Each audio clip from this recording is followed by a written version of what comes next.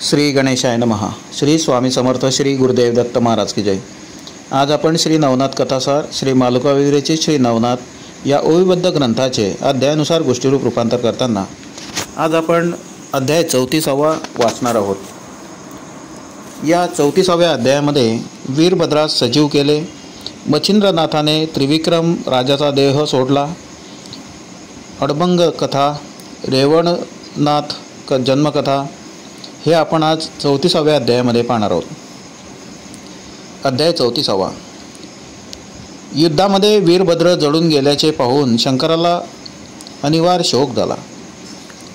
ही गोष्ट गोरक्षाच्या लक्षात येऊन त्याच्या दयाळू अंतःकरणात दयेचा पाझर फुटला. त्याला मागील आठवण झाली की जेव्हा मला गुरुने बद्रिकाश्रमात तपश्चर्येस बसविले होते तेव्हा श्री शंकराने मातेप्रमाणे माझी काळजी घेतली होती व असा माझा स्वामी माझ्या देखत पुत्रशोक करीत बसला आहे. हे मला लाजिरवाणे आहे. मजकडून अनुचित कर्म घडले आहे असा विचार करून तो शंकराच्या पाया पडला व म्हणाला, तुम्हाला वीरभद्राच्या मृत्यूचे फार दुःख झालेले दिसत आहे. तुम्ही मला त्याच्या अस्थी आणून द्याल तर मी त्याला परत जिवंत करीन. मी त्याला संजीवनी मंत्राने आधीच उठवले असते, पण तो राक्षसांच्या मेळ्यात असल्याने ते राक्षसही परत जिवंत झाले असते. मग त्याच्या अस्थी शोधून काढण्यासाठी त्या स्मशान भूमीवर शंकर गेले. जी हाडे शिवनाम स्मरण करीत असतील ती वीरभद्राची अशी खुणगाठ बांधून त्यांनी तशी हाडे ओळखून गोरक्षनाथाजवळ आणून दिली. मग गोरक्षाने संजीवनी मंत्राचे स्मरण करून वीरभद्रास सजीव केले. तो उठून उभा राहताच माझे धनुष्यबाण कोठे आहे असे विचारू लागला व म्हणू लागला की सर्व राक्षसांबरोबर ह्या गोसावड्यासही यमपुरीत पाठवून देतो. तेव्हा शंकराने त्याला गप्प बसवले व नंतर सर्व मजकूर निवेदन केला व गोरक्षाची व त्याची मैत्री करून दिली. इतक्यात वायुचक्री भ्रमत असलेले 72,84,00,000 लक्ष शिवगण गोरक्षनाथास वंदन करून कैलासास परत गेले.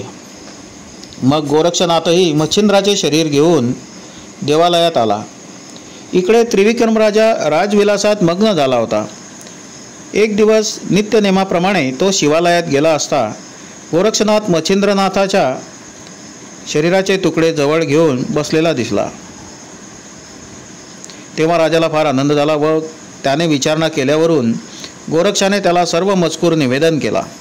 तेव्हा मच्छिंद्रनाथास तळमळ वाटू लागली. त्याने सांगितले, काही दिवस असाच धीर धरून राहा. धर्मनाथास राज्यावर बसवून मग मी येतोच असे सांगून तो राजवाड्यात गेला. त्याने लागलीच प्रधानाजवळ विचार विनिमय करून एका शुभ दिवशी धर्मनाथास राज्याभिषेक करविला. त्या उत्सव समयी याचकास विपुल दान करून संतुष्ट केले. पुढे 1 महिन्याचे मच्छिंद्रनाथ राजा त्रिविक्रमाचे शरीरातून निघून शिवालयात ठेवलेला आपल्या देहात गेला.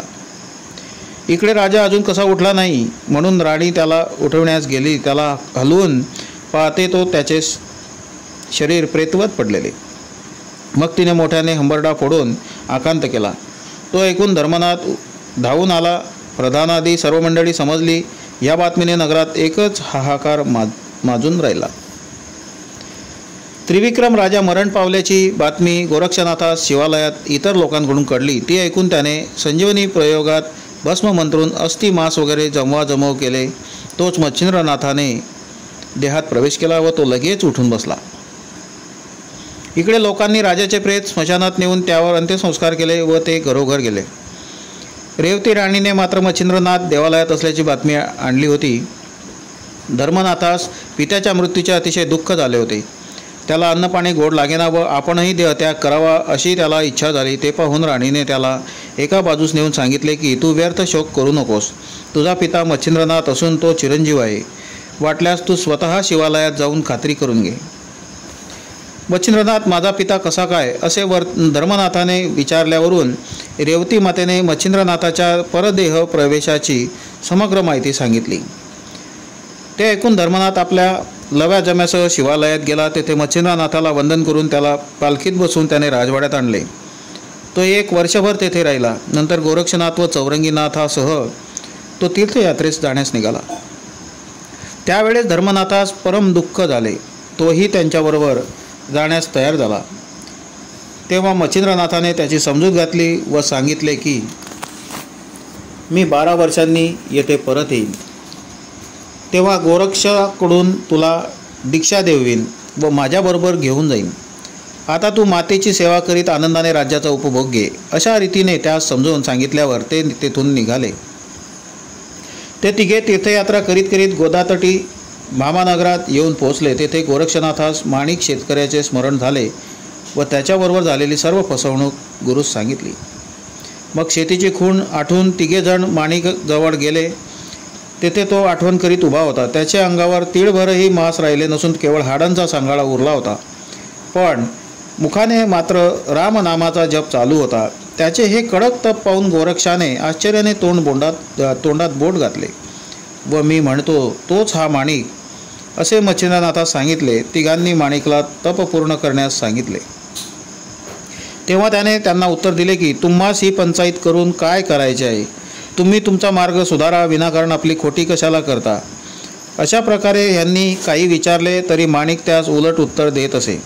ते पाहून मी यास युक्तीने ताळ्यावर आणतो, असे गोरक्षनाथाने सांगितले। मग गोरक्षनाथ तेथे राहून मच्छिंद्रनाथ व चौरंगीनाथ जवळच्याच एका झाडाखाली बसले व गोरक्ष काय करतो ते पाहू लागले।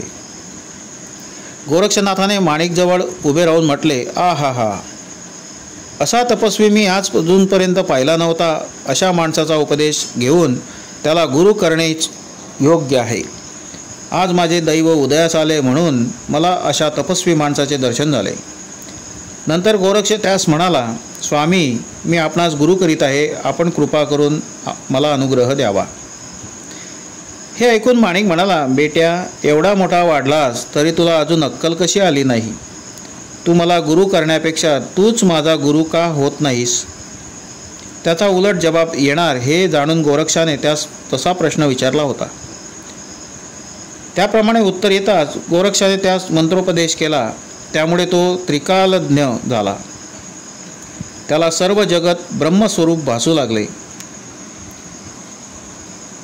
व तो तप सोडून गोरक्षाच्या पाया पडला। तेव्हा गोरक्षनाथाने शक्तिप्रयोग मंत्रून भस्म त्याच्या अंगास लावताच तो ताजातवाना झाला। नंतर गोरक्षाने त्याचा हात धरून त्याला आपल्या गुरुकडे नेले। मच्छिंद्राने त्याचा विचित्र स्वभाव पाहून त्याचे नाव अडभंग असे ठेवले। त्यास नाथ दीक्षा देऊन चौघेही मार्गस्थ झाले। वाटेत गोरक्षाने अडभंगास सकल विद्यात निपुण केले। नंतर ते तीर्थयात्रा करीत 12 वर्षांनी प्रयाग येथे आले।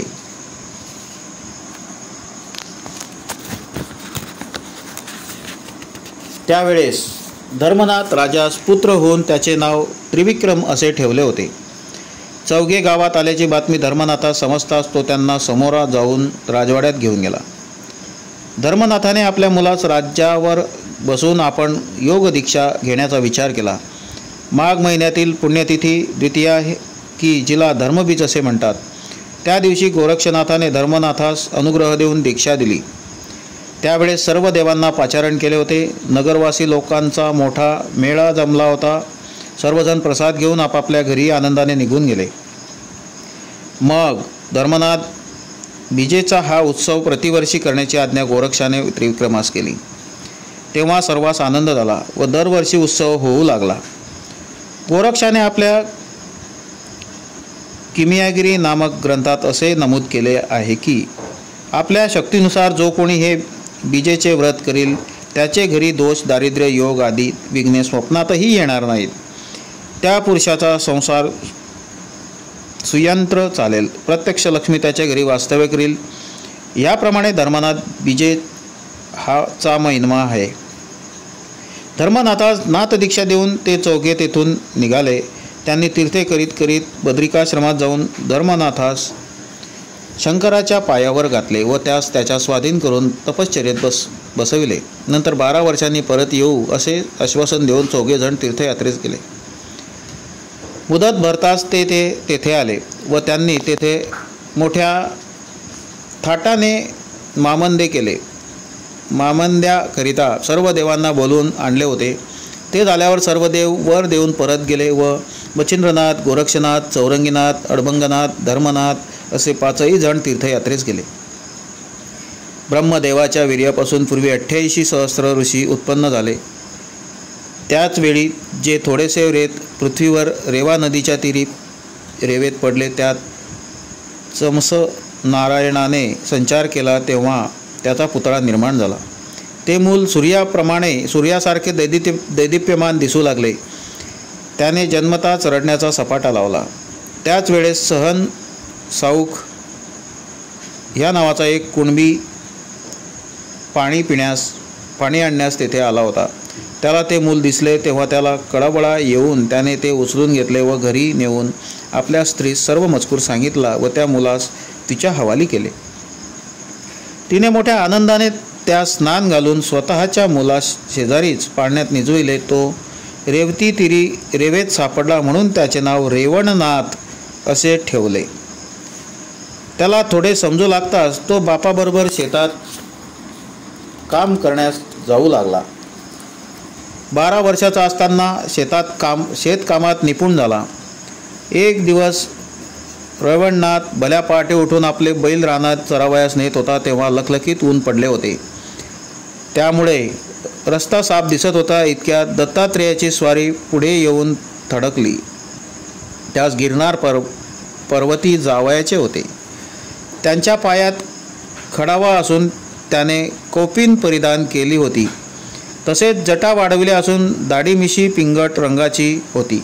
असा तिन्ही देवांचा अवतार दत्तात्रेय मार्गाने जात असता त्याची व रेवणनाथाची भेट झाली.